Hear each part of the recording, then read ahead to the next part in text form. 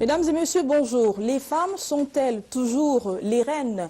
La question se pose encore à la faveur de la célébration de la Journée internationale de la femme, comme tous les ans.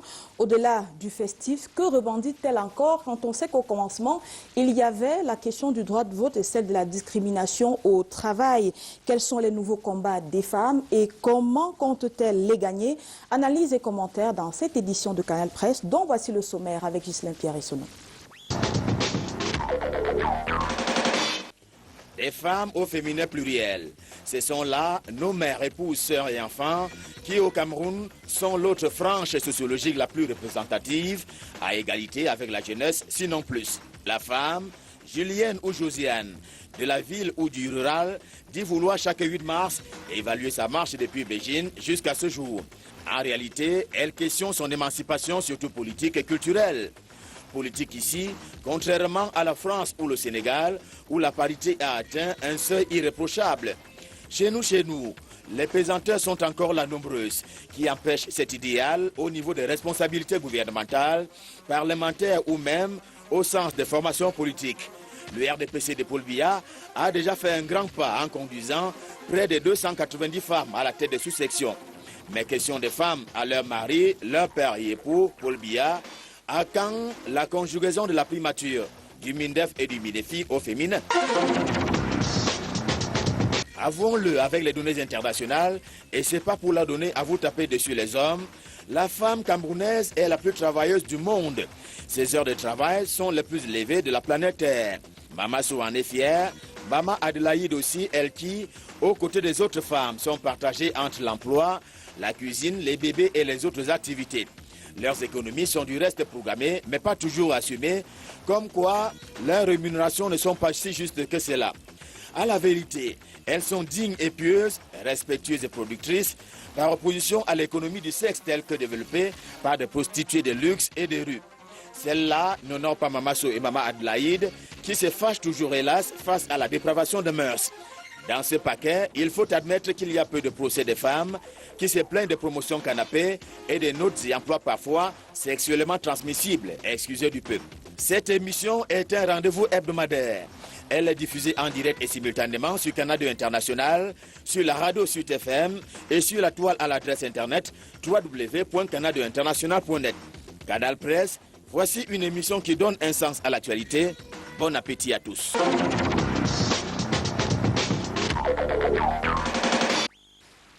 Invité au débat ce dimanche, et une fois n'est pas coutume, nous allons commencer par les hommes. Linus Pascal Fouda, bonjour. Bonjour. Merci d'avoir accepté notre invitation. Vous êtes directeur de la rédaction de Signature, un hebdomadaire qui en est à son 6e numéro.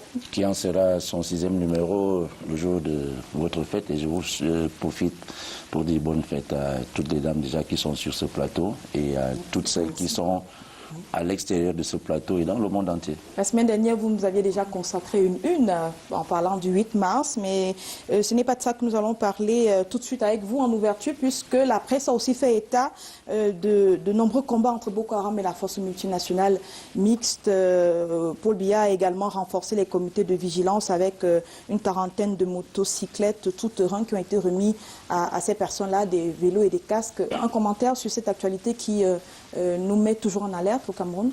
Non, c'est comme vous le dites, c'est un combat quotidien désormais.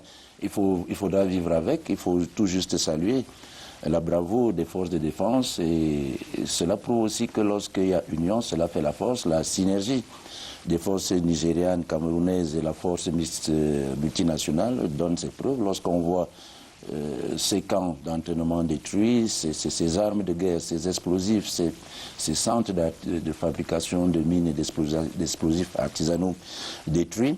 Lorsqu'on voit ces prisonniers, je peux les appeler prisonniers de guerre, lorsqu'on voit ces membres de Boko Haram qui sortent avec toute leur famille, émaciés, affamés, et qui viennent se rendre, ça veut dire que quelque part, le combat mené par le Cameroun, ses voisins et puis la communauté internationale porte ses fruits. Maintenant, on ne peut que déplorer les pertes en vies humaines, des êtres qui nous sont chers, mais dont il faut saluer la bravoure parce qu'ils donnent de leur sang pour le pays. Et maintenant, il y a quand même quelques questions à se poser quant à cette mobilité facile des terroristes et leurs bras armés que sont ces petites filles. Là, quand même, il y a quelques soucis à se faire. La question reviendra et nous saluons d'ailleurs la mémoire du capitaine Ekoumé que la presse a dit tomber sur une mine antipersonnelle cette semaine encore dans cette bataille menée par la force multinationale mixte. Paul Tchatchouan, bonjour. Bonjour madame. Merci d'avoir accepté notre invitation. Je ne pouvais faire autrement quand les femmes nous invitent à leur fête. Il faut venir manu militari. Non, mais gentiment. Gentiment. Voilà. Sénateur SDF, vous êtes vice-président du Sénat, vous êtes deuxième vice-président du Social Democratic Front, doctorant en sciences politiques à l'Université de Thian, et puis chef traditionnel.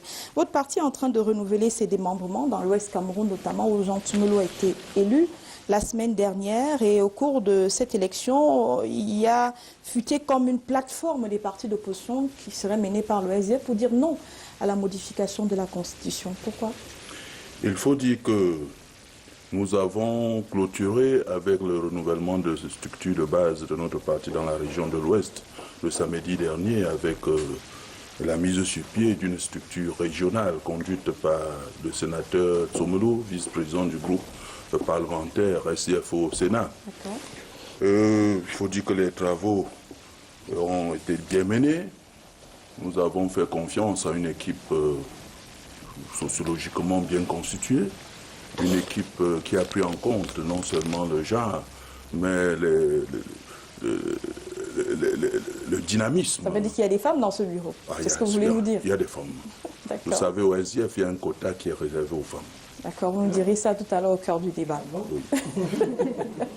Le minimum. D'accord. Oui. Et un mot sur cette plateforme que vous comptez mener pour dire non à la modification de la Constitution. Que la Constitution soit modifiée ou pas, ça ne change rien sur la vie sociale. D'accord. Non. À condition que soit pris en compte tout ce que nous avons revendiqué. Vous savez, nous avons toujours demandé que la Constitution soit modifiée pour prendre en compte certaines de nos revendications. Oui. Donc, la modification ne nous fait pas peur. Merci à vous d'être venu. Alors, Justine Difo-Tchouenka, bonjour. Bonjour, Carole. Merci à vous également, universitaire, coordonnatrice nationale de More Women in Politics. La presse a fait des comptes rendus des élections des délégués de personnel cette semaine dans les entreprises. Point d'honneur aux entreprises de presse, pour certaines qui élisaient pour la première fois leurs délégués de personnel. Est-ce que ça va changer quelque chose dans le travail des médias? Oui, il faut dire que cette actualité dans les entreprises de presse arrivait un peu tardivement parce que l'institution des délégués du personnel dans le Code du travail est au-delà d'une nécessité, une exigence, n'est-ce pas, déjà pour le respect des engagements du personnel pris par le personnel, mais également pour le respect des droits du personnel. Parce que lorsqu'on parle du délégué du personnel, c'est un personnage qui a une double facette, comme le dieu Janus. Il est là pour protéger l'intérêt général de l'entreprise, de l'institution à travers laquelle ils vivent, n'est-ce pas? Mais également, il est là pour veiller à ce que les droits soient respectés. Donc, c'est pour cela que nous pensons que c'est une bonne chose que cela soit enfin arrivé dans le secteur de la communication et de la presse. Merci à vous. Élise Malameka, bonjour. Bonjour. Présidente de la Sociladra, je ne vous présente plus, maire d'Acom 2, élue donc de RDPC et écrivain aussi. Le quotidien Le Jour nous apprend cette semaine qu'un concours littéraire a été initié pour les 30 ans et moins par le ministre de la Culture. Narcisse Kombi-Mwele veut donc inciter et favoriser la création littéraire auprès des jeunes. Pensez que ça peut changer quelque chose quand on accuse justement ces jeunes de ne pas beaucoup lire? Oui, naturellement, il y a une vraie question du livre et de la lecture au Cameroun. Et chacun sait que la compétition est une saine émulation. Donc cette initiative du MINAC ne peut que recevoir nos félicitations. Je regrette d'ailleurs en tant qu'écrivain de ne plus avoir 30 ans parce que j'aurais bien aimé au moment où je commençais à écrire de sauter sur l'occasion parce qu'un prix lance une carrière littéraire. Que reproche-t-on au Cameroun de ne pas lire, aux Camerounais de ne pas lire? Oui, en effet, les Camerounais ne lisent pas. Nous recevons des dizaines et des centaines de manuscrits, tapuscrits et œuvres publiées au niveau de la Sociéladra. Il y a des œuvres de bonne qualité, d'autres de moins bonne qualité, mais il faudrait qu'au plan national, on adopte une politique du livre, parce que la politique du livre comprend le soutien à l'édition, le soutien à la diffusion du livre. Savez-vous qu'au Cameroun, il y a des jeunes Camerounais qui n'ont pas encore vu un livre entier? Qui ne l'ont pas lu du début à la fin. Qui ne l'ont pas vu, qui ne connaissent pas ce qu'on appelle un livre. Parce qu'ils reçoivent des photocopies, ils n'ont jamais reçu un vrai livre, comme vous et moi l'avons. Donc, c'est un commencement. C'est très bien de lancer ce concours-là. Après, je pense que dans la dynamique du MINAC, la nouvelle dynamique, le reste va suivre. Merci à vous d'être venu. Rose Manguele, bonjour. Bonjour, Carole. Directrice de publication de Perle. C'est un magazine ancien, nouveau, on va dire. Un mot sur ce magazine. Et qui a fait son comeback. Oui. Oui, Perle est un magazine qui a vu le jour en 2014. Et après un moment, a connu des difficultés. Nous nous sommes arrêtés, nous avons repensé Perle. Et nous avons fait notre grand comeback au mois de février. Et vous parlez des femmes. Oui, nous parlons des femmes. Une question qui préoccupe justement les femmes et qui semble avoir été résolue par le ministre de la Santé publique. Il a demandé la semaine dernière donc aux directeurs généraux des formations sanitaires de première, deuxième et troisième catégorie de mettre désormais en pratique les dispositions antérieures, toujours en vigueur, à savoir que toutes les urgences médicales ou chirurgicales vitales bénéficient d'une prise en charge urgente.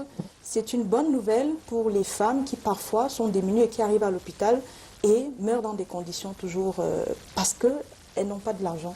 C'est une très bonne nouvelle. J'ai d'ailleurs salué ce rappel lorsque nous savons que on a souvent appris que dans les hôpitaux, il y a des personnes qui sont arrivées dans un état critique mais qui n'ont pas été prises en charge faute de moyens.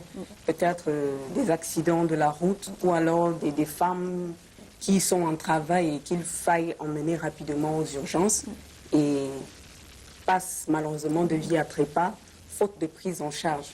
Mais c'est vrai qu'on a demandé à ces formations hospitalières de prendre en charge les personnes qui arrivent. Mais qu'en est-il de la sortie? Nous savons que dans les hôpitaux actuellement, il y a des personnes qui sont prises en otage parce qu'elles n'ont pas réglé totalement leurs factures. C'est vrai, il faut leur rappeler de prendre ces personnes en charge, mais est-ce que les hôpitaux ont véritablement les moyens de prendre en charge les personnes démunies? Il faut qu'on poursuive la réflexion dans ce sens-là. Oui, tout à fait. Mesdames et messieurs, merci à vous d'être venus et nous allons faire un tour d'horizon de la presse avec Harley Debo-Andébé. Nous revenons juste après dans le débat.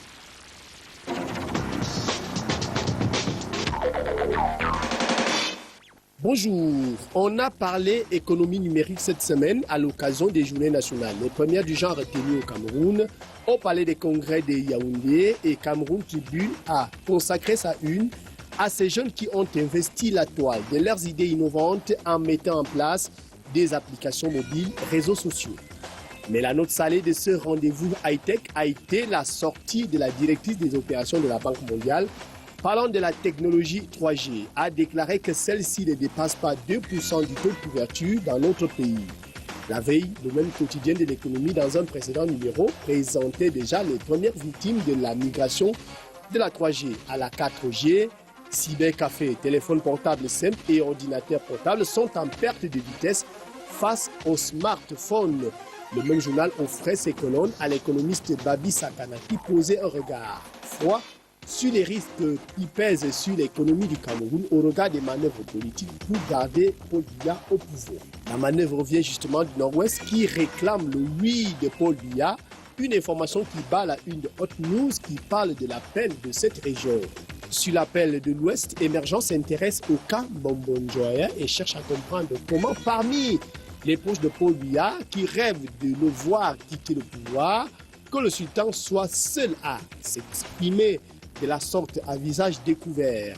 Une sortie selon le même confrère qui a causé plus de tort qu'on ne peut l'imaginer au président du Sénat, déjà à la porte de sortie de la Chambre haute à quelques jours de la rentrée parlementaire.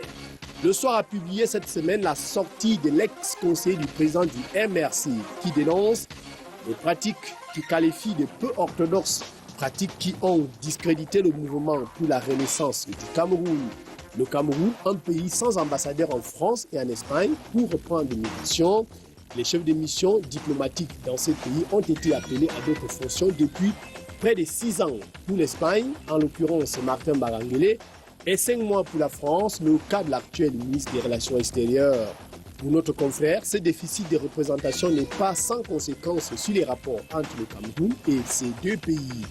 Le jour parle du ton qui monte au ministère de l'Environnement et les Pierres annonce des sanctions contre les cimenteries qui ne respectent pas la norme sur les emballages plastiques. Lisons le pied de une du journal pour apprendre que cette semaine, il y a eu 11 morts en Ngaoundéré, bilan de 2 drames de la route survenus à l'escampement de Mbé. Le jour également, ce sont ces 205 casques bleus camerounais renvoyés de la République centrafricaine, conséquence de la réduction de la taille des contingents déployés dans le cadre de la MINUSCA. Dans la foulée, notre confrère rapporte qu'à Bamenda, des populations ont tabassé 4 gendarmes. Un incident survenu à la suite d'un contrôle routier. Sur la prise en charge du VIH-Sida, notre santé dit que des médecins occidentaux et africains sont en désaccord. Les principales affections qui déciment les personnes vivant avec le VIH-Sida sont connues en Europe et plus particulièrement en France. Et puis, transport par moto-taxi à Douala, le préfet du Vouri frappe du poing sur la table et demande aux conducteurs d'engins à 2 roues de se conformer à la réglementation en vigueur au plus tard le 1er avril prochain. Aujourd'hui 6 mars, revue de presse top et à dimanche, s'il plaît à Dieu.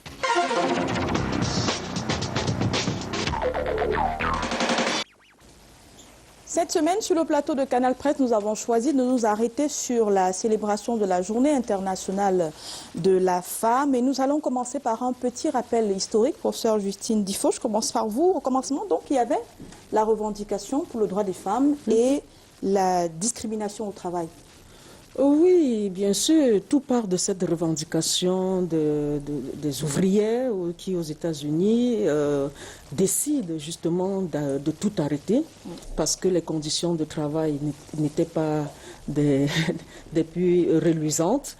Et en France, on peut citer les suffragettes qui décident justement de partir, d'accéder au pouvoir à travers le vote, parce qu'elles ne s'imaginaient pas qu'elles soient considérées comme des sous-êtres, n'ayant pas le droit d'exprimer cet acte primaire qui est celui de voter, d'exprimer la volonté de choisir ses dirigeants ou ses gouvernants. Donc tout part de là, et si bien que sans brûler les étapes, aujourd'hui on parle de commémoration. Il faut commémorer le courage de ces premières femmes qui ont décidé de se sacrifier pour nous, de tracer les sillons, de tracer les pistes. Et nous saluons justement ces actes de bravoure, parce que les êtres normaux n'entrent pas dans l'histoire.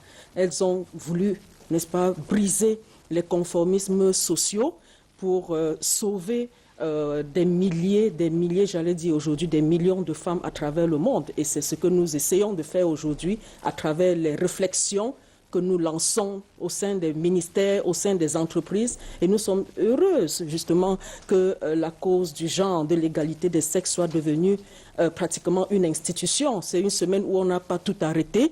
Mais vous avez vu le débat, on parle de festivités, mais les femmes ont commencé à comprendre justement qu'au-delà des festivités, c'est avant tout une commémoration, des temps, des moments d'évaluation, d'intenses réflexions sur la situation de la femme dans le monde et en particulier au Cameroun. D'accord. Élise Balameka, les combats ont été menés seulement par les femmes ou bien il y a des hommes qui les ont accompagnés dans cette cause-là? Oui, je voudrais aussi dire que la Journée internationale de la femme a aussi une histoire au Cameroun, avec la création de ce qu'on appelait à l'époque le ministère de la condition féminine. Un groupe de jeunes femmes dont je faisais partie était allé voir Madame le ministre de la condition féminine pour dire qu'il y avait une Journée internationale de la femme et qui n'était pas fêtée au Cameroun. Ce groupe de femmes s'appelait le collectif des femmes pour le renouveau. À l'époque, c'était une idée nouvelle qui n'a pas tout de suite trouvé l'assentiment du ministère parce que le ministère est une institution qui a un autre cahier de charges. Et il y avait eu juste un encart dans le journal, le quotidien national Cameroun Tribune. Après la fête, compte de cet événement. Oui. Juste de dire qu'il existe une journée internationale de la femme. Et nous avons essuyé d'abord les colibets. D'ailleurs, les colibets des journalistes à l'époque, ce n'est pas d'aujourd'hui que nous essuyons ces colibets-là. Mais on avait insisté, il y avait eu cet encart. Ensuite, on a commencé de plus en plus à parler de la journée de la femme. Et il faut dire que c'est la première dame qui lui a donné l'ampleur qu'elle a aujourd'hui, avec les défilés sur le boulevard, dans les régions, avec le pagne. Et je dois avec satisfaction dire qu'aujourd'hui, la journée internationale de la femme est la première journée économique du Cameroun. On vend du pagne, on fait des festivités. Et on mange, on boit. Et on vend du pain fabriqué au Cameroun, c'est important. On mange, on consomme camerounais, on va au salon de coiffure. Il y a peu de jours où les Camerounais se mobilisent pour consommer leur culture comme ce jour-là. D'accord. Donc, bravo aux femmes. Lénis Pascal Fouda. Et bravo à celles comme vous qui c'est pour cela qu'elle est là pour apporter ce témoignage-là sur ce plateau. Lénis Pascal Fouda, la une de signature de cette semaine est consacrée à la femme. Au-delà de l'éphéméride, est-ce que l'information autour de la femme fait vendre? Bon, pour nous, ce n'est pas question de vendre, c'est une question de soutien, une question de réalité actuelle. C'est vrai, comme on le dit, à travers tous les discours, toutes les promesses, nous constatons que la femme reste toujours à la traîne, qu'elle ne mérite pas encore totalement ce qu'elle mérite. Même comme sur votre plateau, je vois que le genre n'est pas respecté, soit, mais c'est votre fait. Donc, il fallait bien qu'on se penche sur ce problème. Et nous avons voulu paraître une semaine avant la fête pour que les gens, peut-être en lisant nos petites réflexions, aient encore le temps de s'en imprégner davantage et de réfléchir pour que, entre les discours et la réalité, il y a osmose. Alors, Paul, si vous pouvez permettre, oui. Le genre, en fait, commence par le respect de la mixité, le respect de l'autre, étant donné que chez nous, il y a encore aucun texte qui fixe un quota, n'est-ce pas, qu'on doit respecter en temps. Non, on n'en est pas encore là. Donc, même une seule présence sur ce plateau, le genre est respecté. Comme on l'a vu pendant les élections, une seule femme sur une liste de candidatures valait respect du genre sur la liste de candidatures. En genre et en nombre. Mais nous souhaitons traverser cette étape pour aller à mieux que ça. Mais si c'est comme ça veut dire que le genre est respecté, madame. Non, pas du tout, pour que les deux composantes sociologiques soient équitablement respectées à travers les quotas. Je viens à vous avant d'entrer dans les questions numéraires ou de représentativité. Alors, est-ce qu'on est dans une société machiste finalement, puisque dans un article de signature, la journaliste a rappelé qu'il fut un moment au Cameroun où porter le pantalon pour une femme et entrer dans un service public, c'était se rendre coupable d'un outrage, on veut le dire comme ça, à la moralité publique. Ce n'est pas fini. Mais il faut dire que la femme camerounaise se faisait remarquer par son accoutrement. De nos jours, avec le port de pantalon, des chemises et autres, on n'y comprend plus rien. Nous aurions souhaité que les femmes camerounaises s'identifient par un accoutrement propre au Cameroun, aux Camerounais. C'est vrai, vous allez nous dire que le pantalon fait partie des modes, des modes vestimentaires. Ben, je dis non, ce n'est pas ça au Cameroun. Quand nous étions encore tout petits, nous n'avons jamais vu notre maman porter de pantalon. Elle le faisait peut-être pour aller au champ. Une façon de se protéger contre les moustiques. Mais de nos jours, dans les institutions de la République, dans les ministères, un peu partout, on trouve des femmes.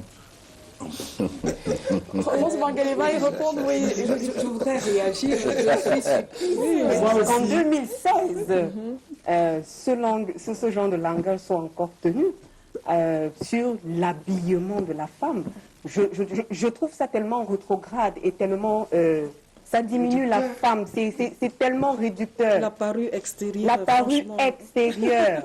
Donc, vous avez complètement oublié la valeur de la femme. Vous vous mettez en arrière son intelligence, vous mettez en arrière son potentiel, mais vous regardez d'abord à son habillement. Je suis vraiment surprise qu'en 2016, ça se fasse encore comme ça. Ça se fasse encore comme ça. Ok, Madame. je vais essayer Vous répondez tout à l'heure, ouais. Je vais essayer d'apporter un peu de paix parce que là, c'est le genre de questions qui soulève la passion chez des femmes militantes comme nous.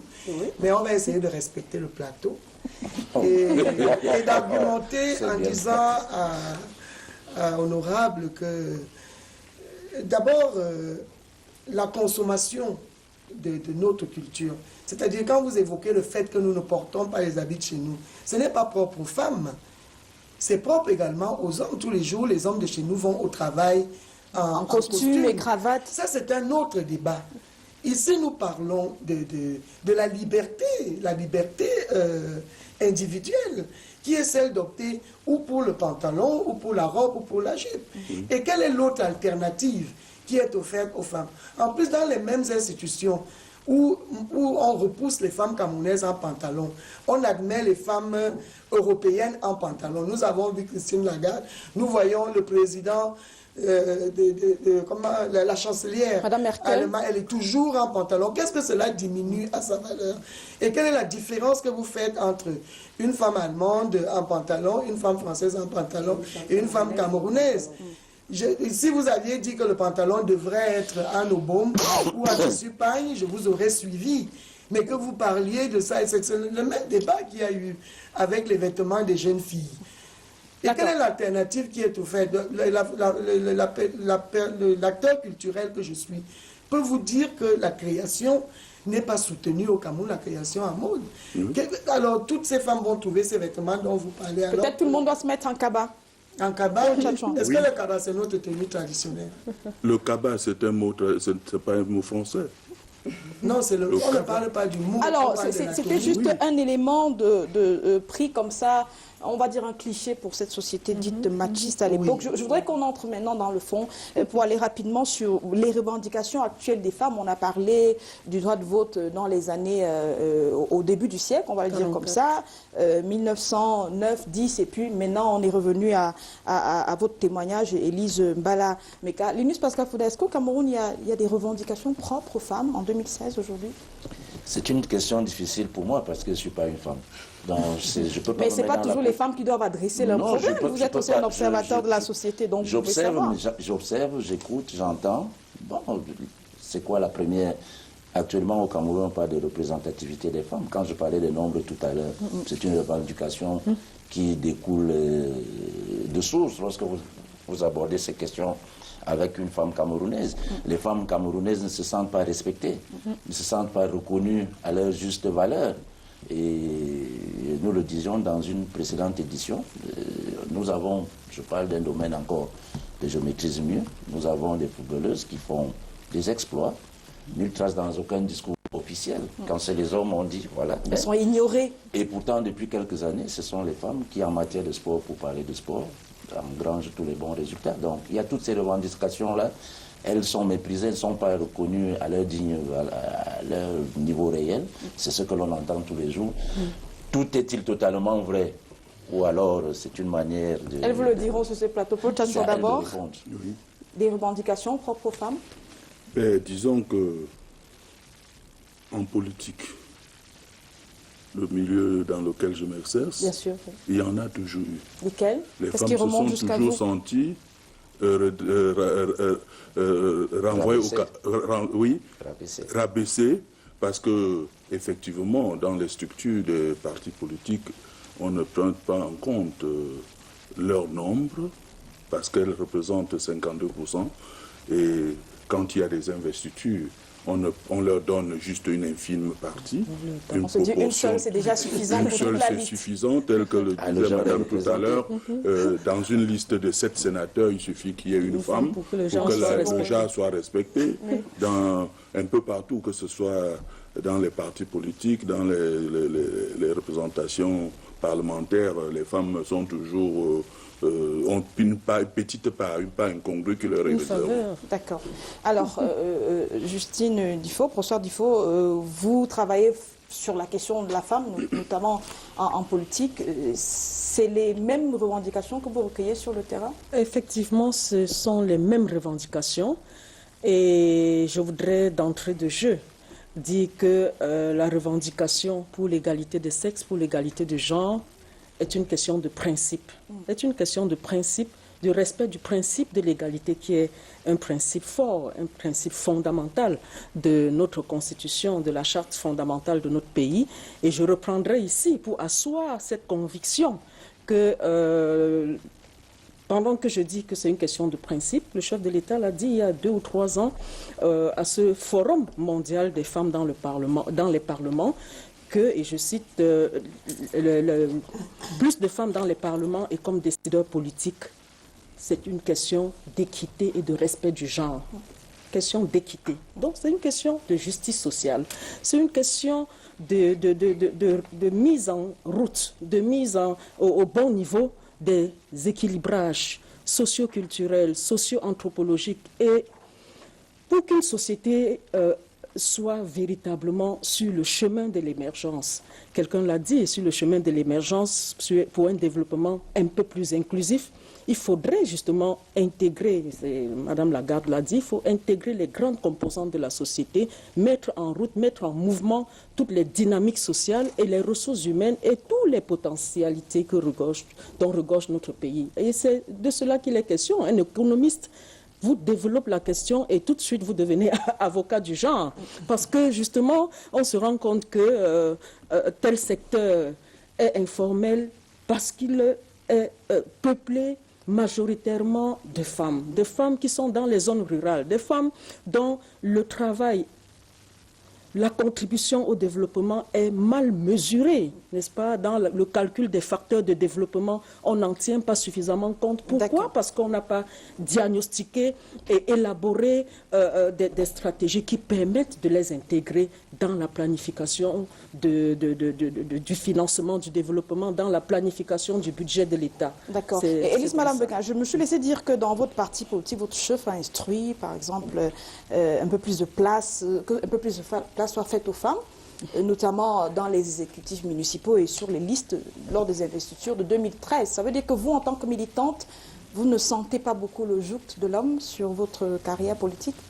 Oui, avant de répondre à cette question, je voudrais rapidement revenir sur la précédente. Et on a un peu trop évacué tout à l'heure l'avis du sénateur sur cette question vestimentaire. Parce que ce sont des postures comme celle-là, pour des gens quand même qui sont dans les chambres, qui font nos lois, qui sont dangereuses pour le genre. En quoi c'est dangereux? Mais par le fait qu'on puisse juger quelqu'un par sa tenue vestimentaire. L'apparence. Après, les choses ne se font pas au hasard. Il faut légiférer. Il faut faire des lois et des règlements. C'est pour cela que Pascal Linis-Mouda a dit tout à l'heure que les choses restent toujours à la traîne.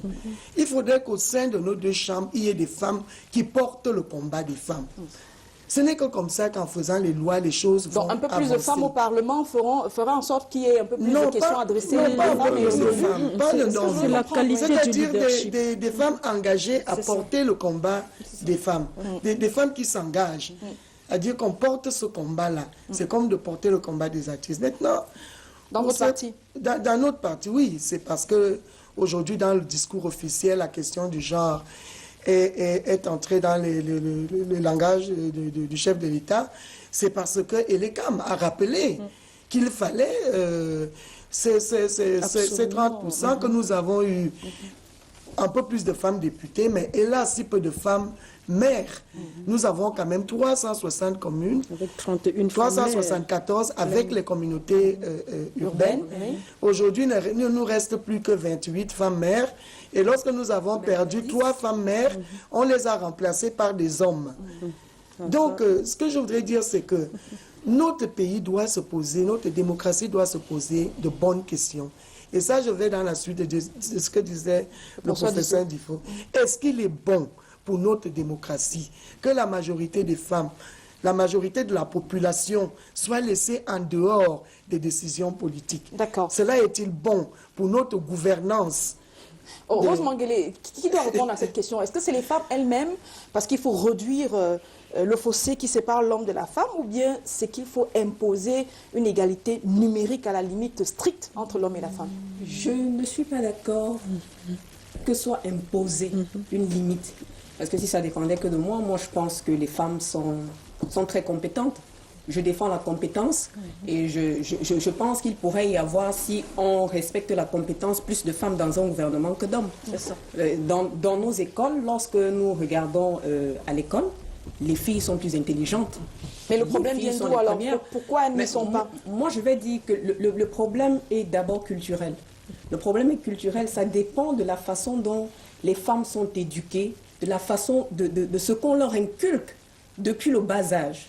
Vous allez voir, j'ai suivi dimanche dernier sur un plateau un homme qui disait que lorsqu'il fallait élire la présidente de section, c'est une femme qui a été élue, il y a des femmes qui ont posé la question, mais est-ce qu'il n'y a plus d'hommes en vous pour que ce soit une femme qui soit présidente de section? Nous, c'est un choc traditionnel. C'est les femmes même, parfois c'est les femmes même qui ne sont pas conscientes de leur poids, qui ne sont pas conscientes de leur potentiel. D'accord. Et Paul Tchouan, dans ce cas, elles n'ont qu'à s'en prendre à elles-mêmes, finalement. Bien sûr. Elles sont Mais non, il faut facile. Il faut quelque Trop chose. facile.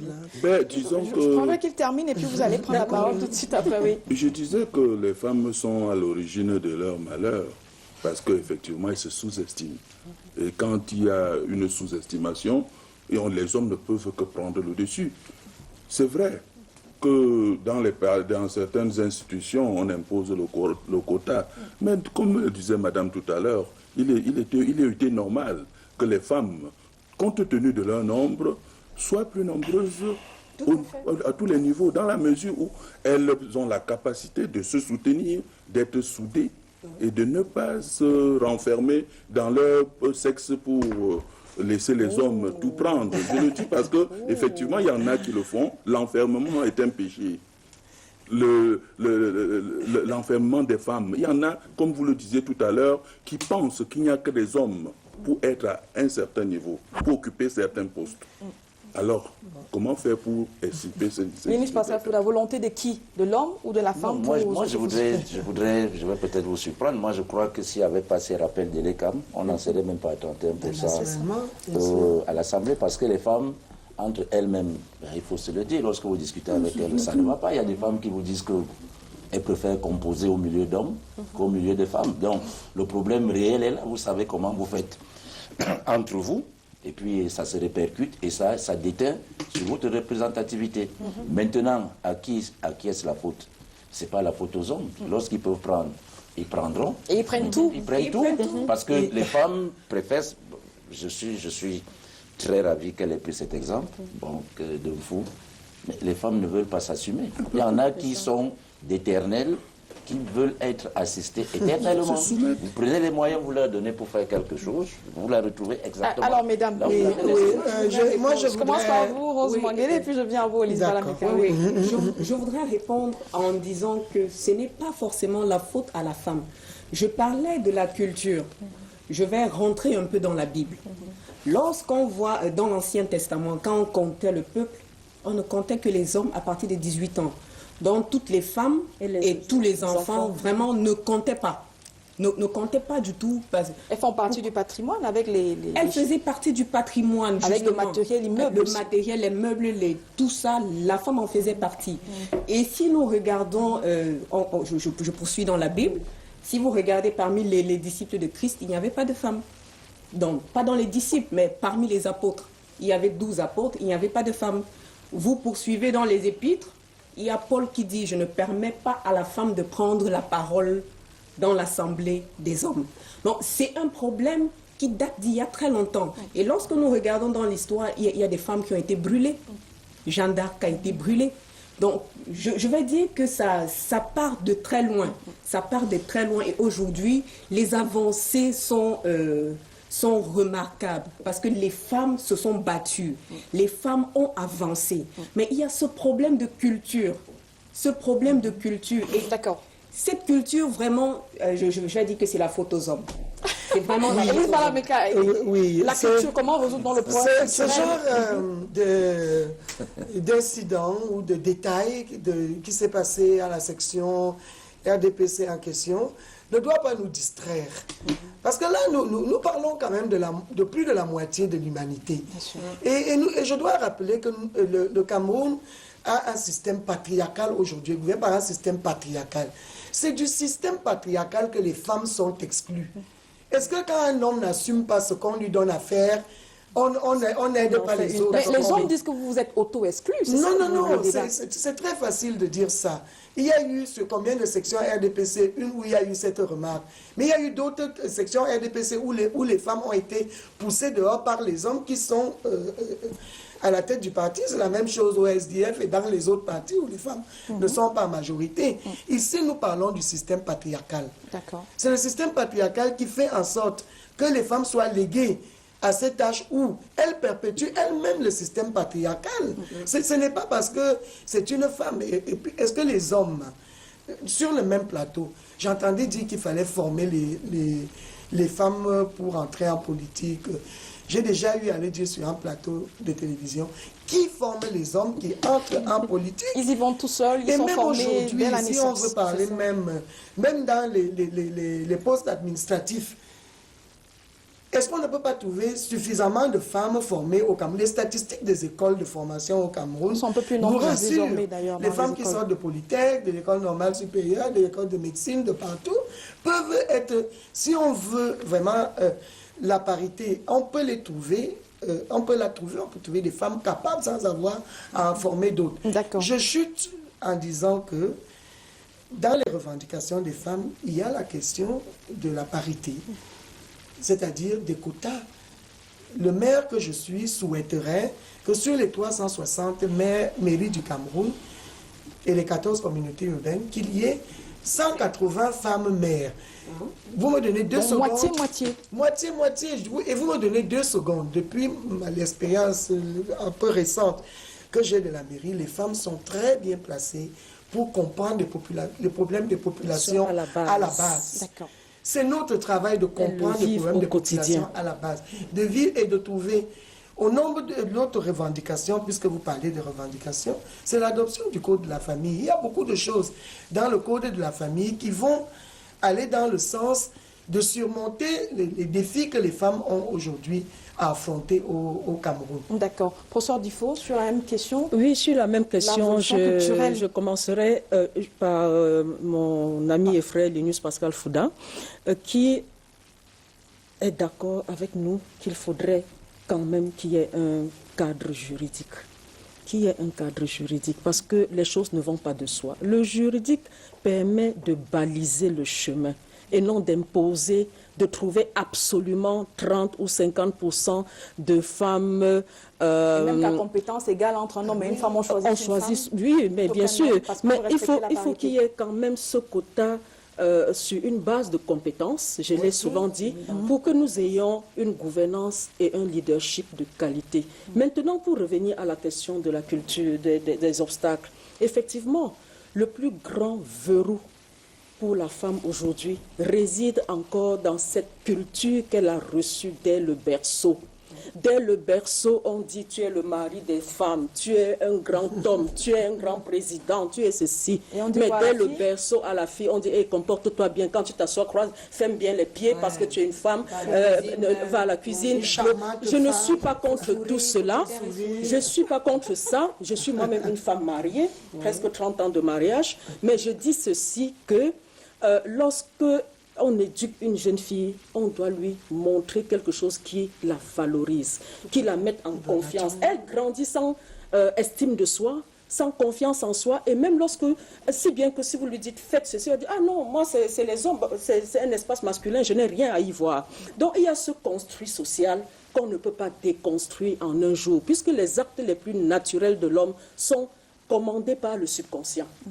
Très inconsciemment, elle se retrouve à dire donc il n'y avait pas d'homme dans la section RDPC de Nfou. On allait chercher une femme. Pourtant, on n'est même pas allé chercher une femme. Elle s'est battue pour être là parce qu'en politique, on se bat. Le leadership en politique est à conquérir. Je voudrais donc dire que par rapport à ça, nous sommes dans une dynamique où nous disons aux femmes, bâtissons cette chaîne de solidarité féminine pour que celles qui ont compris tirent, n'est-ce pas, celles qui sont encore à la traîne, alors qu'elles ont des compétences, alors qu'elles ont tous les acquis nécessaires pour aider, pour gouverner notre pays et peut-être le gouverner autrement. Parce que lorsqu'on voit comment les choses fonctionnent dans les pays où les femmes ont acquis cette assurance. Je prends le cas du Canada où sur les 10 régions, les 5 les mieux gouvernées sont celles qui sont gouvernées par des femmes qui ont été nommées, des femmes élues à la tête des femmes à l'issue des sénatoriales. On a des femmes qui gouvernent les régions. Donc, ce qui se passe, c'est cela. Il faut que les femmes arrivent à comprendre que nous devons nous battre pour que cette constitution, et là je chuterai par là parce que c'est la loi fondamentale, nous sommes dans l'ère de la redynamisation des structures de notre pays. Nous voyons cette escalade de la modernisation des institutions. Il faut bien que les femmes s'alignent quelque part. Nous dirons aux femmes d'accepter toute révision de la Constitution qui intègre la parité comme mécanisme pouvant permettre de mettre en mouvement, de rendre effectif ce principe de l'égalité qui aujourd'hui ne prend pas corps. Paul Tchatchouan, moi, on met une politique ici sur le plateau a commis une déclaration à l'issue de sa 2e conférence mondiale sur le leadership, l'entrepreneuriat et la participation de la femme en politique. Et il y a un point qui demande un observatoire d'égalité des chances dans les chefferies traditionnelles. Je vais rectifier. Elles n'ont pas demandé, je vous en prie. Oui. Nous avons mis en place, avec l'appui de ONU Femmes en novembre 2014, un pool national des avocats du genre. Dans ce pool, il y a des chefs traditionnels, membres du Conseil national des chefs traditionnels, qui sont également avocats du genre. Ce sont ces avocats du genre, une douzaine, qui ont pris part à la conférence de Yaoundé il y a 2 semaines, qui ont décidé, ils ont précisé que ce n'est pas une recommandation, ils sortent de là après avoir décidé qu'ils iront créer des observatoires de l'égalité de genre dans les chefferies traditionnelles. D'accord, je t'appelle le chef traditionnel ici, puisqu'il faut bien faire passer ce message, comme quoi les femmes ont besoin qu'on revoie le mode de transmission culturelle pour les jeunes filles. Est-ce que vous êtes prêts à suivre ce type d'exemple? Il faut dire que nous sommes prêts à suivre tout ce qui peut contribuer à l'émancipation de la femme. Vous sentez que ça va émanciper les femmes? Disons... Le pantalon fait partie de l'émancipation de la femme. Non, madame. On va pas rester sur la question chose, du pantalon, Élise Balameka. On va avancer. Si je vous dis que je suis dans une région où, dès qu'il y a des jumeaux, si la fille sort la première, on lui enlève sa place pour remettre à l'homme, au jeune homme. Pourtant, Dieu a décidé que ce soit la première. Il faudrait que ça change. Oui. Donc vous comprenez que c'est tout à fait naturel que si la fille sort la première, qu'elle occupe la première place. Il est tout à fait anormal que parce qu'elle est fille, qu'on lui retire cette place et qu'on remette au garçon. Donc nous ne sommes pas, c'est pas parce qu'on a parlé de pantalon tout à l'heure. Je voulais dire qu'on parlait de culture, je crois que même dans les établissements, nous devions déjà mettre dans les esprits des jeunes garçons et des jeunes filles qu'ils sont égaux. C'est à partir de là que nous devons inculquer cet esprit. Vous voyez, il y a des établissements ici qui ne tolèrent pas le port de pantalons. Donc quand je le dis, ce n'est pas l'affaire de Tchatchouan. En fait, c'était pour qu'on en parle. C'était pour qu'on en parle. Oui. Et comment Lunus Pascal Fouda, comment donc distiller cela dans la société? Est-ce que c'est inscrit des programmes à l'école? Est-ce que c'est dans la cellule familiale? Comment est-ce qu'on peut procéder une idée comme ça?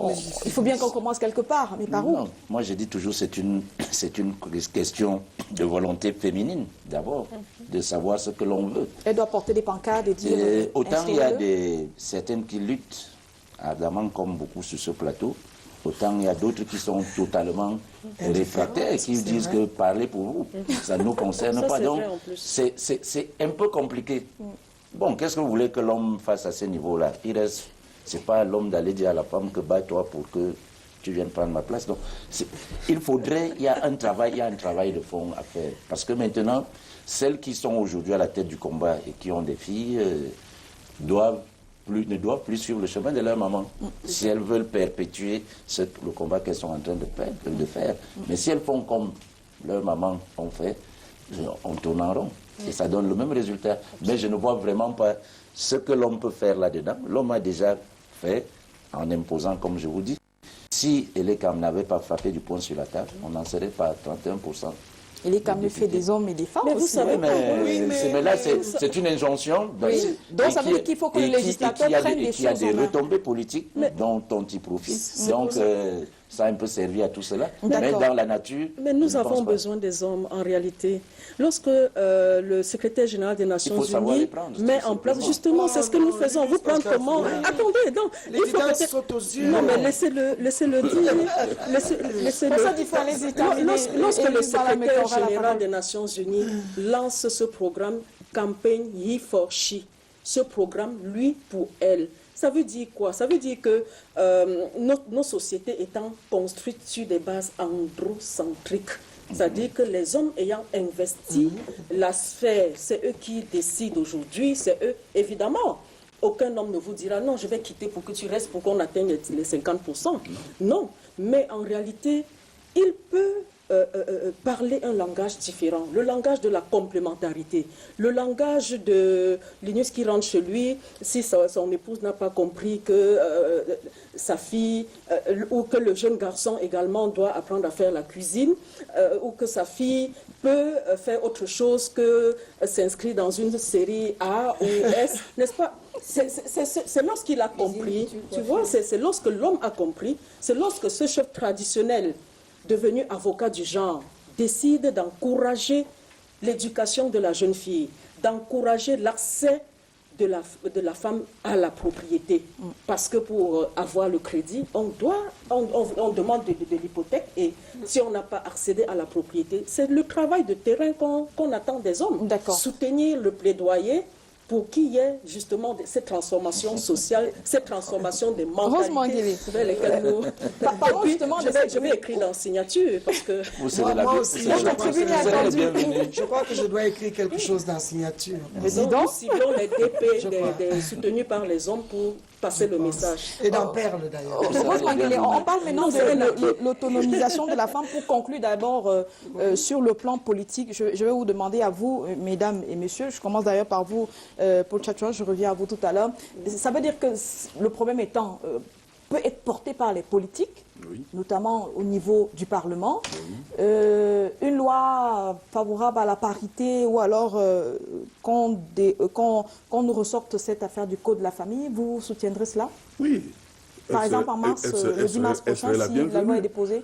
À condition, je dis qu'elle serait la bienvenue, dans la mesure où le Code de famille devrait jouer un rôle très important dans les prises de décision. Vous savez, dans notre société, les femmes sont toujours sous-estimées. Et si on arrivait à adopter une loi sur le code de la famille, je crois que cela remettrait de l'ordre et les femmes pourraient occuper la place qui leur revient. Je vais définitivement lui pardonner l'histoire du pantalon. Parce que là, il a dit vraiment ce qu'il y a, entre autres, d'essentiel à dire. On va encore prendre l'exemple du Canada. Moi, j'ai des partenaires canadiens à la commune d'Acom 2. Quand nous devons faire toute action que nous faisons, ils disent toujours, Madame le maire, combien de femmes y aura-t-il et combien d'hommes y a-t-il?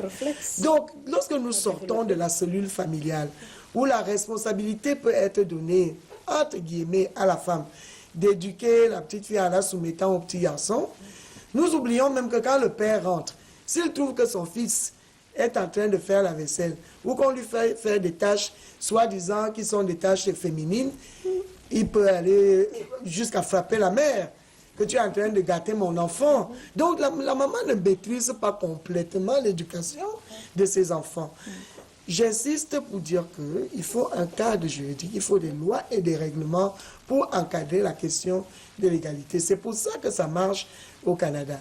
Il y a aussi des hommes qui ont porté le combat des femmes. Au Rwanda, il y a une parité presque absolue Comme au Sénégal. Rwanda. Je ne pense pas que ce sont les femmes qui aient porté ce combat. C'est une décision politique. Et tout est éminemment politique. C'est une décision au Sénégal aussi. Et la loi sur la parité, sur la parité absolue au Sénégal, c'est un paragraphe. Hein. Absolument. C'est un paragraphe. C'est pas un texte, c'est pas la longueur. C'est pas la longueur du ça. texte. Nous C'est la volonté suffit Nous nous déjà. sommes battus à l'époque, quand nous étions étudiants, avec des Sénégalaises. Et nous avons d'ailleurs déjà écrit. Et aujourd'hui, on fait profil bas devant ces femmes dans un pays qui passe plutôt pour être un pays où les femmes sont libres, comme le Cameroun, où elles sont majoritaires, que nous n'arrivions pas à régler ces questions-là. Le problème, c'est à quel niveau, Luis Pascal Fouda, pour revenir à ce code de la famille dont on parle depuis une bonne dizaine d'années maintenant, qu'est-ce qui bloque? Non, avant même d'arriver au code de la famille, moi je dis là c'est un problème de femme. Parce que lorsque j'écoute Mme Mbala parler, elle qui fait partie du parti au pouvoir, dont la grande majorité de militants engagés, sincères et vraiment désintéressés, ce sont des femmes. Et si dans son parti, les femmes déjà, parce que c'est elles qui votent au maximum. C'est elles les moins intéressées. C'est grâce à mon président aussi que les choses évoluent. Hein. Non, mais pensez aussi à vous-même. Parce que si vous saisissez votre président, vous lui dites c'est nous qui faisons quand même la force, comment se fait-il que à chaque fois, nous nous retrouvions... Il faut voir si elles sont aussi sincères dans leur désintérêt. Parce que nous sortons d'une période où les étiquettes, les préjugés, les assoiffés du pouvoir, et patati et patata, ont fait en sorte qu'elles veulent quelque chose, mais elles ne l'expriment pas.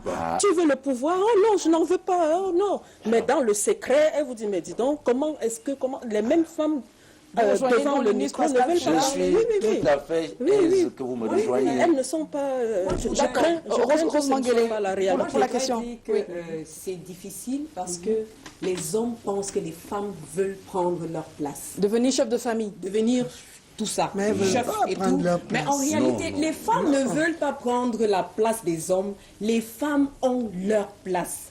C'est la place de la femme. La femme ne réclame que sa place. Demander la parité, réclamer qu'un texte de loi soit inscrit dans la Constitution en faveur de la parité.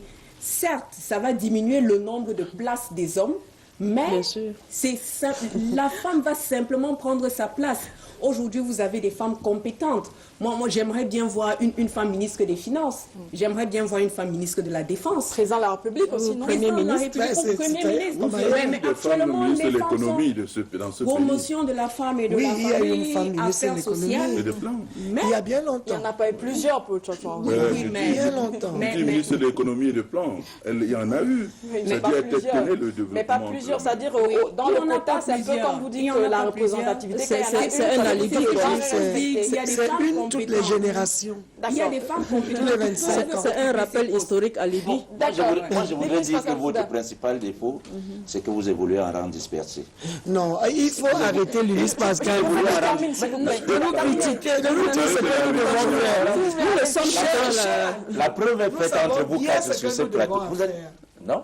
Non. Vous allez en rang et puis vous restez sur des principes. La femme ne veut pas. Ce n'est plus question de la femme veut sa place. Ce n'est plus la femme doit confirmer qu'elle est là. Ce n'est pas que mais les places sont là. Moi, je prends l'exemple. Moi, je connais des structures dirigées par des femmes.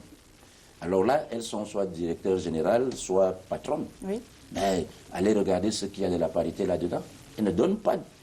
Or, elles ont là l'occasion de donner cette force que vous demandez aux dames. Qu'est-ce qu'elles font? Allez-y. Elles s'enferment toutes seules et elles se disent... Elles s'enferment et vont vous dire, j'ai plus confiance d'avoir des hommes comme directeurs, comme adjoints, comme trésoriers et tout. Collaborateurs directs. Non, mesdames, vous n'êtes pas solidaires. Et c'est pour ça que je dis... Je peux prendre des exemples concrets, Oui. mais on n'est pas là pour... On ne cite pas les contemporains. On n'est pas là pour faire des... Mais regardez autour de vous. D'accord, c'est compris. Vous n'êtes pas solidaire, Elise Balamika? Absolument pas, parce que sur 52 femmes, du 52 directeurs généraux au Cameroun, il n'y en a que 7. Donc, mais les 7 auraient pu s'entourer d'autres femmes. Mais pourquoi elles, forcément? Pourquoi pas? Tu ne prêches pas l'exemple. Pourquoi? Nous parlons d'une question nationale.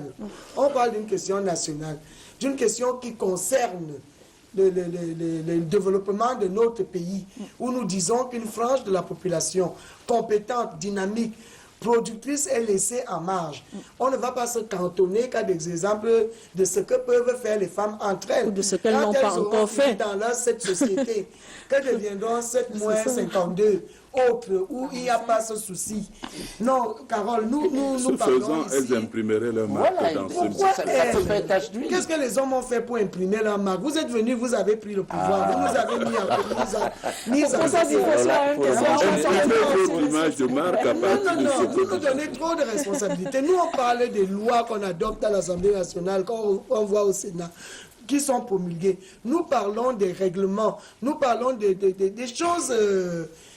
je veux dire, on ne peut pas donner cette responsabilité-là aux femmes qui, comme je l'ai dit précédemment, évoluent dans un système patriarcal bien établi. Quelles sont Après, ce sont des petites positions personnelles que l'on peut aussi rectifier. Nous nous chargerons de... D'accord, c'est bien compris. On termine sur cette question avec vous. Donc, il y a un effort de solidarité qu'il faut faire. Absolument, absolument. Je voudrais quand même que l'on retienne que lorsqu'on ne voit la faute que de l'autre côté, n'est-ce pas? Que lorsque c'est l'autre qui est toujours responsable, il est difficile qu'on change. Il est difficile qu'on change et je vais appuyer ce que je dis par le fait qu'en réalité, notre environnement sociopolitique évolue. Peut-être que les femmes ne le remarquent pas assez. Il y a quelques années, il y a une dizaine d'années, lorsque nous avons commencé ce combat pour l'égalité des sexes, l'égalité du genre, mais c'était l'escalade des stéréotypes, c'était l'escalade de ces histoires d'IFO et ces histoires et autres, venant des femmes elles-mêmes. Oui. Aujourd'hui, venant des femmes elles-mêmes.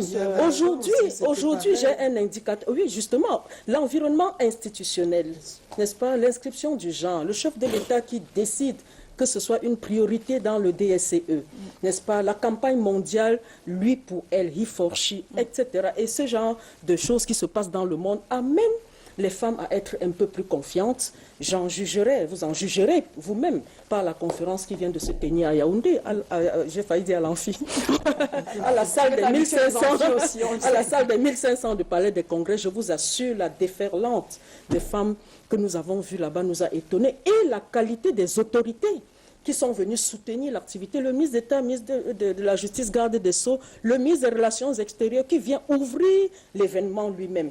Je veux dire par là que les femmes commencent à dire, mais attendez, c'est un débat qui est sérieux, c'est un débat républicain, c'est un débat de féministes, comme on l'a dit, mais aujourd'hui, c'est une question républicaine, c'est une question de citoyenneté, c'est une question qui a à voir avec la construction d'une nation harmonieuse, L'émergence se fera avec les femmes ou elle ne se fera pas.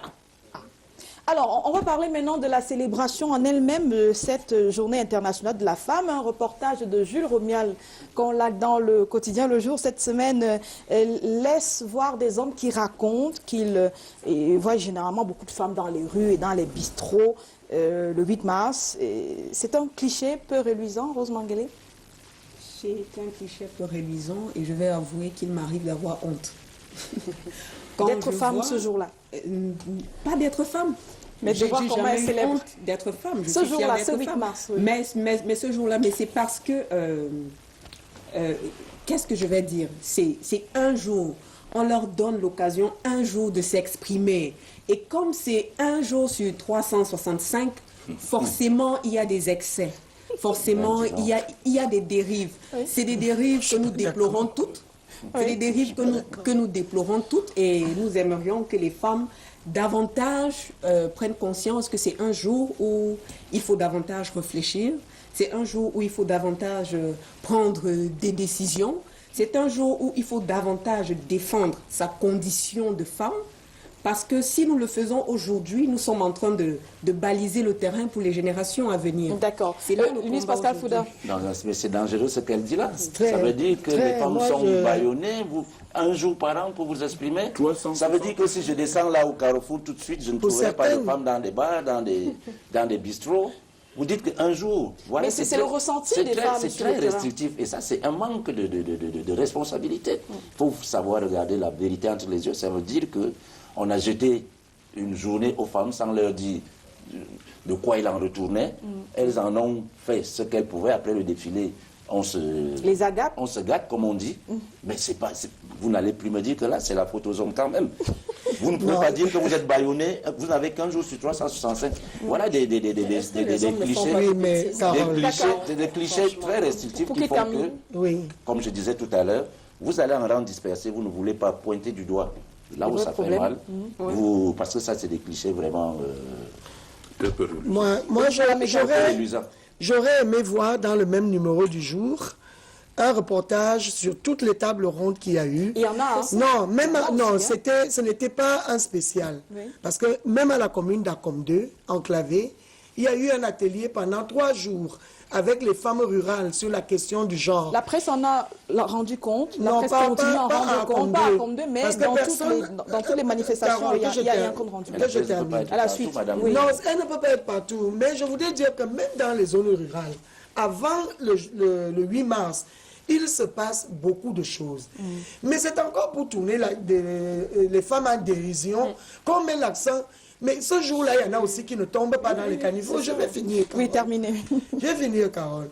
À Noël ou au Nouvel An, quand on monte le lendemain, tous les accidents qu'il y a eu dans la rue, ce ne sont pas des femmes. On montre ça comme un problème de sécurité.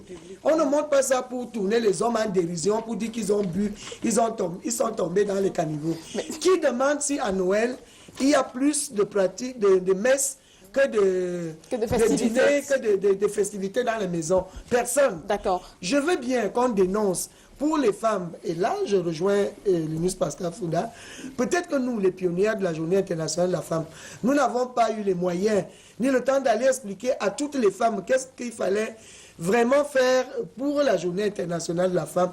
Mais nous nous sommes rattrapés. Aujourd'hui, les activités qui se font avant le 8 mars sont bien des activités intellectuelles, des activités de réflexion, et c'est ça qui fait avancer les choses. D'accord. Qu'on arrête donc de parler quand une femme est ivrogne, c'est pareil qu'un homme qui est ivrogne. Merci à vous. Je voudrais juste dire que les mauvaises habitudes ayant auparavant pris le pas, c'est beaucoup plus compliqué pour vous aujourd'hui, parce qu'une femme qui s'est mise dans la tête qu'après son pagne, c'est le reste. C'est difficile aujourd'hui de la ramener, donc vous avez encore là du travail. On va y arriver. Nous y arriverons. Le problème a été mal posé dès le Vous en êtes départ. conscient? Nous y arriverons. Oui, nous en sommes conscients d'un cycle à un autre, d'un 8 mars à un autre. Bien sûr, merci infiniment. D'un 8 mars à un autre. Il y a des différences. Nous avons des activités. On évolue. Nous menons des activités et je saisirai l'occasion pour dire qu'en réalité, la mauvaise habitude a la peau dure. Les femmes n'ont pas toutes le même niveau. C'est pas elle, c'est pas moi, c'est pas vous qui irez boire jusqu'à soulever les tabacs. Mais c'est peut-être la femme Bayam Selam que nous intégrons désormais dans nos programmes.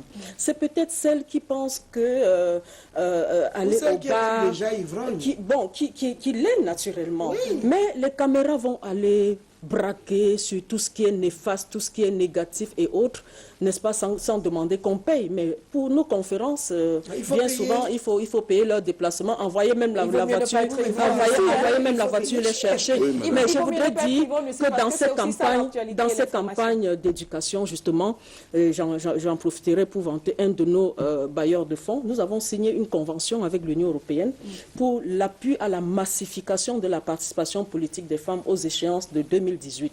Mais d'ici à là, qu'est-ce qu'on fait? C'est la sensibilisation, c'est l'éducation à la base. Et notre cible, ce sont les femmes rurales. Ce sont les femmes Bayam Selam, ce sont les femmes qui, justement, doivent comprendre que l'engagement politique est avant tout un engagement citoyen et que la question de l'image de la femme est importante pour faire évoluer la cause. Le professeur parle de la femme rurale. Je suis très ravi qu'il y ait eu des évolutions parce qu'effectivement, la fête de 8 mars n'est plus celle que nous avons connue il y a moins de 5 ans. Je sors d'une zone rurale, comme me parlait de femmes rurales, où nous avons consacré cette semaine à l'apprentissage, au fumage du poisson, à l'apprentissage, à la fabrication du savon, je crois, et au débat. Bon, je voudrais dire que effectivement, si déjà dans ces zones, nous pouvions amener les femmes à savoir que cette fête du 8 mars n'est pas seulement l'occasion festivités, des agapés et les amener à prendre quelque chose qui pourrait les sortir de leurs conditions, qui pourrait améliorer leur situation sociale. Je crois que le Cameroun en profite, en gagnerait. Et justement, je vous suggère de regarder ces histoires de vie de femmes. Elles sont très peu nombreuses qui ont brisé le mythe de certains métiers que l'on croyait réservés aux hommes. Tranche de vie de femmes sur un chantier de construction de maisons ou alors femmes imprimeurs. C'est le reportage de la semaine de Arnaud Nguefak et André Marindier.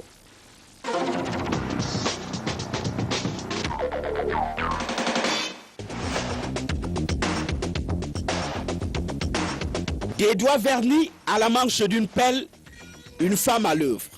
Sa profession, maçon. Ici, sa base professionnelle. Depuis 8 mois, son verbe préféré, c'est construire. C'est elle qui chapeaute les ouvriers de ce chantier de construction en plein cœur de Yaoundé. Profil rare au féminin, mais dessiné depuis l'école.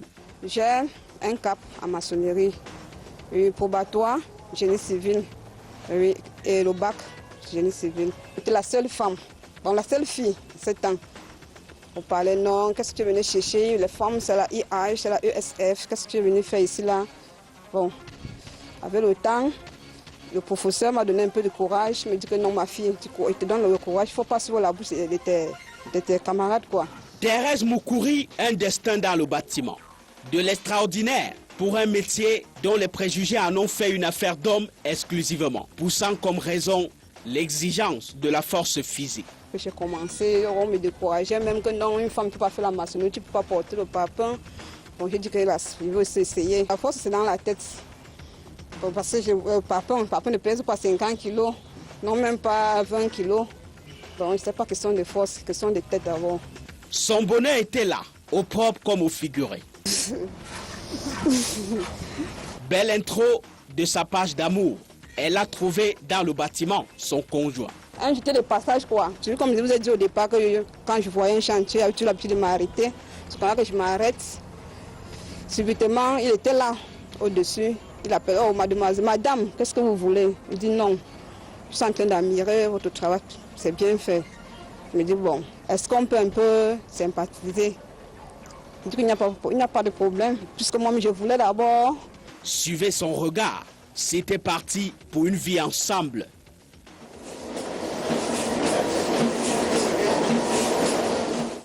Deuxième profil. Appelez ça attitude PDG. Ça se dit président-directeur général. Mais habituons-nous pourquoi pas à présidente-directrice générale. Son métier, imprimeur. Le dictionnaire ne connaît pas cette profession au féminin. Mais pour elle, c'est au diable cette grammaire et logique. Elle est femme, mais son audace est masculine. On dirait que tous les métiers que je dois faire dans la vie sont des métiers réservés aux hommes. À la base, je suis biochimiste de formation. Alors quand j'arrive au Cameroun, je ne me retrouve pas bien dans ce milieu de la biochimie. Je retourne en France, je fais une formation en communication et l'aventure est lancée. Une aventure entrepreneuriale, accoucheuse de cette industrie. À travers ses lunettes, Henriette Sournac voit autant, sinon plus loin que les hommes. Il faut faire plus que les hommes. Parce que quand vous êtes une femme, déjà, c'est pas facile d'être entrepreneur. Et d'autant plus quand vous gérez une industrie qui est destinée aux hommes, c'est d'autant pas facile non plus. Mais après, il faut être à la hauteur, il faut être travailleur. Et je pense que tout part de là. Et Dieu, elle ne l'oublie pas, cette mère de 2 enfants. C'est d'abord Dieu et le reste ensuite. Donc, je ne fais rien sans le soumettre au Seigneur. Et je pense que dans tout ce que j'ai fait dans ma vie, il a toujours été là. Henriette Sournac, imprimeur, Thérèse Moukouri, maçon, le mythe brisé autour de ces professions, à exclusivité homme, comme on le croyait, oubliant qu'impossible n'est pas femme.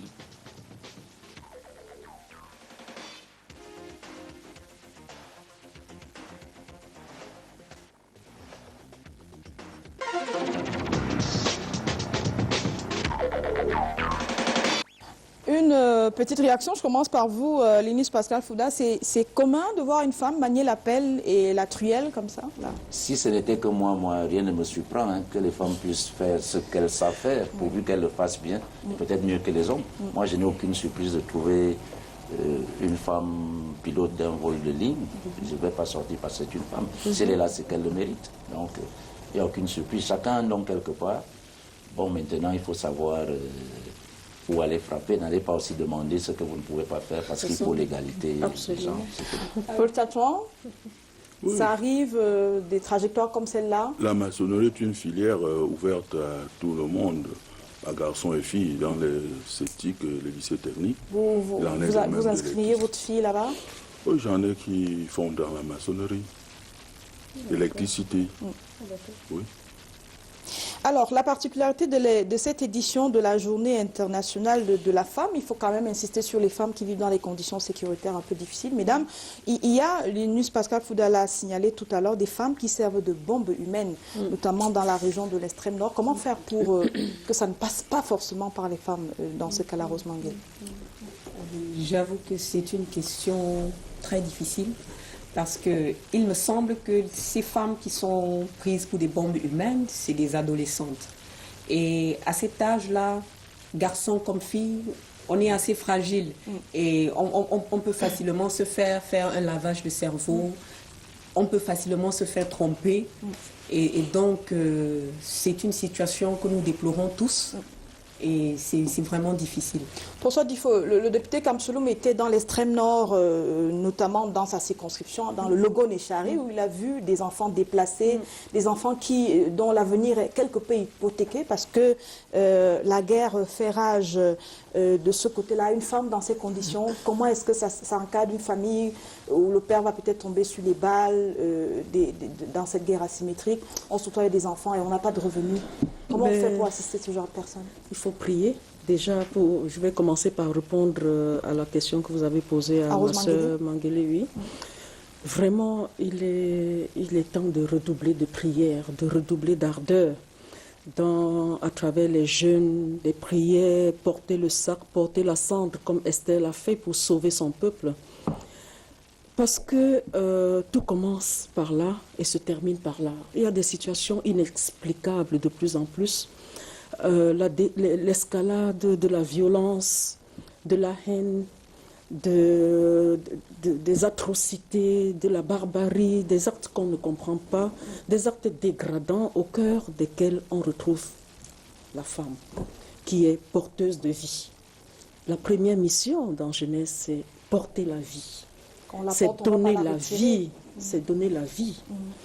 Et les douleurs de l'enfantement, tout le monde le sait, une femme est vectrice de paix, justement, médiatrice, un acteur qui prévient contre l'occurrence des conflits et qui doit consolider les processus de paix.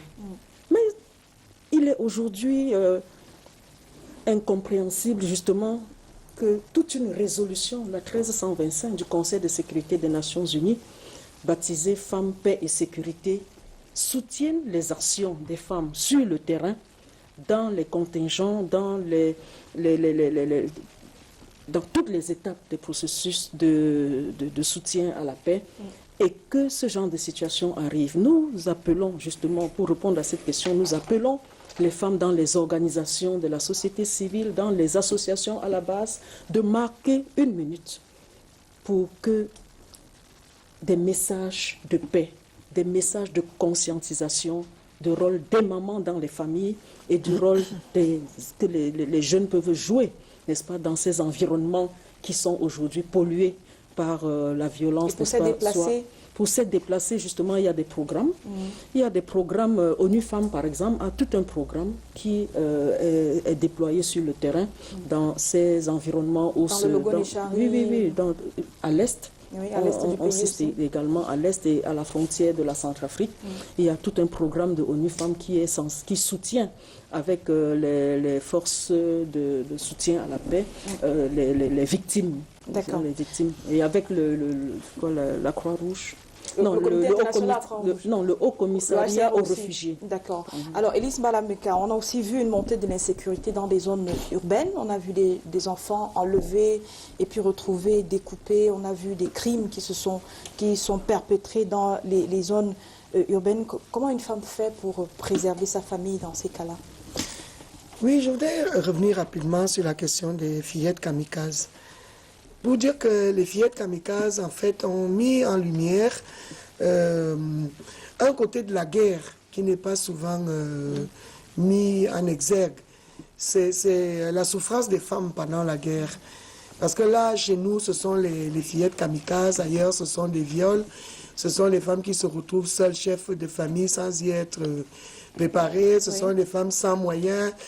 Donc, quand il y a une guerre, quand les hommes décident d'une guerre, et que les femmes doivent la subir, très souvent, c'est le chef de Boko Haram, en attendant, c'est un homme. Quand il a décidé tout seul... à la maison. Ici, c'est tout. Mais vraiment plus sérieusement, Pascal et ces fillettes kamikazes ont vraiment mis en exergue. Il y a eu beaucoup de films documentaires qui ont été faits sur la vie difficile des femmes pendant la guerre et après la guerre. Oui. Donc je pense qu'il devrait y avoir, c'est vrai qu'il y a tout l'encadrement qui est fait par les institutions internationales. Mais au plan local, nous devons vraiment prendre la question très au sérieux et descendre pour encadrer un peu plus. Peut-être les femmes mères comme vous, on va les retrouver à Makari bientôt. Il faut donner peut-être plus de moyens justement aux maires de ces communes-là qui subissent, pour que des femmes encadrent d'autres femmes, ou je ne sais pas. On peut faire une réflexion. Qui donne les moyens? C'est l'État, le gouvernement? Oui, c'est l'État qui donne, c'est l'État qui peut donner les moyens, ou alors on peut les trouver auprès des pays amis. C'est la même chose. Moi, je suis maire d'une petite ville. Il n'empêche que l'autre jour, on a quand même trouvé un enfant dans une poubelle. Je veux dire, l'enquête est en cours. L'insécurité est liée au phénomène de l'urbanisation. Donc, nous devons mettre en place, et je pense que dans le plan d'urgence, c'est prévu parce qu'on a dit qu'on allait goudronner toutes les petites routes des villes, mettre les postes de police et l'éclairage public. Donc quand on réclame des choses comme l'éclairage public, le goudron, les postes de sécurité, c'est justement pour cette insécurité. Comment une femme fait? Eh bien, c'est extrêmement compliqué. Surtout que, comme vous dites, elle n'est pas dans le cercle des décisions. Tout à fait. Il faut peut-être des programmes spécifiques pour les femmes de ces zones-là qui reçoivent, qui doivent recevoir ces réfugiés nationaux, ou alors ces femmes qui subissent dans leur chair au quotidien la douleur de perdre un enfant parce que la fillette a porté une bombe. Alors, mesdames et messieurs, on va terminer rapidement puisqu'il nous reste 2 à 3 minutes. Je commence par vous, sénateur Paul Tchatchouan. On sort de cette journée internationale de la femme avec quelle résolution? Il faut prendre des décisions politiques pour encourager la parité. Laquelle? La première que vous prendrez si vous avez le pouvoir? Nous attendons du ministre de la Femme et de la Famille qu'elle nous envoie un projet de loi relatif au code de famille. Si un tel projet arrivait au Parlement, je le soutiendrai. Nous attendons que les femmes soient... Votre voix est acquise, mais est-ce que les 180 Je suis convaincu que les hommes comprennent de plus en plus. Vous allez militer pour cela? Je vais militer pour cela. Vous allez convaincre vos collègues en leur disant il faut qu'on vote ce projet? Bien sûr, je le ferai. D'accord, et vous prendrez au mot au professeur Difo. Je voudrais inviter aussi les femmes à plus de responsabilité dans leur comportement face aux festivités du 8 mars. D'accord. Ministre Pascal Fouda, la CAN féminine elle arrive, je sors avec vous par une question de sport. C'est un gros défi pour la femme camerounaise d'accueillir une compétition comme celle-là, au-delà de la sportive qui est sur le terrain. Non, mais on n'en a pas parlé, c'est un combat que vous devez mener, parce que je ne suis pas sûr que c'était la CAN masculine. Les travaux traîneraient comme ils traînent aujourd'hui. On n'est même pas sûr d'organiser cette CAN parce que rien n'est prêt. Et voilà des combats que vous devez mener. Comment faire puisqu'on y est? Alors avec des pancartes, oui pour la CAN. Alors réclamez notre CAN. Réclamez votre CAN, parce que heureusement, pour une fois, si elle ne se joue pas, celle des hommes non plus ne se tiendra pas. Donc, on est là. Pour une fois, les sorts sont liés. On est tous dans le même panier. D'accord. Merci à vous. Rose Manguélé, on sort par quoi? J'aimerais dire qu'il serait important, comme mes idées ont dit, de descendre à la base pour expliquer à chaque femme, de descendre au niveau de la femme la moins instruite, pour lui expliquer les enjeux de la Journée internationale de la femme, pour lui expliquer les enjeux de la parité, pour lui expliquer les enjeux de la mixité. Parce que je vais avouer que toutes les femmes ne comprennent pas forcément. Vous serez surprise même de rencontrer une femme instruite, elle ne comprend pas forcément pourquoi est-ce que les autres femmes se lèvent pour réclamer et la parité et la mixité dans tous les domaines et dans tous les cercles de décision. D'accord. Professeur Difo, il y a quand même la question électorale sur laquelle on devrait peut-être insister avec l'inscription sur les listes électorales, parce qu'il a toujours été remarqué que les femmes, même si elles sont les plus nombreuses, sont les moins inscrites sur les listes. Ça c'est vrai, et c'est pour cela que vous avez bien noté ce programme que nous mettons en route pour 3 ans avec l'Union européenne, appui à la massification de la participation politique des femmes. Il s'agit de mobiliser les femmes dans les zones rurales surtout et d'aller les toucher là où elles sont à travers une convention que nous signons avec l'ECAM. Mais je voudrais dire qu'il faut saisir cet environnement. En 2008, on parlait de révision de la Constitution. Nous avons fêté un 8 mars constitutionnel et nous avons revendiqué la parité dans la Constitution. Il s'est trouvé que ce n'était pas dans l'agenda. Aujourd'hui, nous avons un 8 mars préélectoral. Nous lisons la même actualité et nous saisissons la perche. Vous nous avez vu à l'Assemblée nationale, rencontrant le président de l'Assemblée nationale pour lui remettre cette déclaration de Yaoundé. Nous voulons que la question du genre et de la composante sociologique qui a divisé le corps politique en 2013, n'est-ce pas, soit réglée, soit résolue à travers un texte, quelle que soit la forme du texte, un décret d'application, n'est-ce pas, avant les prochaines élections, parce que, voyez-vous, le code électoral est une des rares lois, je le disais au ministre de l'administration territoriale il y a quelques jours, l'une des rares lois au Cameroun qu'on a appliquée sans avoir mis en place les conditions d'interprétation harmonieuse, d'appropriation du texte et de comment, par exemple, le genre permettrait de positionner les femmes sur les listes de candidature. Du coup, le pauvre, mon collègue l'ECAM a décidé que s'il ne trouvait pas une seule femme sur une liste de candidature, cette liste 100% masculine serait rejetée. Mais c'était une aventure historique et périlleuse. Heureusement, il a certainement lu dans la vision de celui qui voulait que le Parlement soit plus coloré, plus féminisé, pour dire qu'en vérité, dans l'esprit du texte, même si on n'a pas donné un certain quota, dans l'esprit du texte, il faut qu'il y ait plus de femmes au Parlement et plus de femmes dans les communes.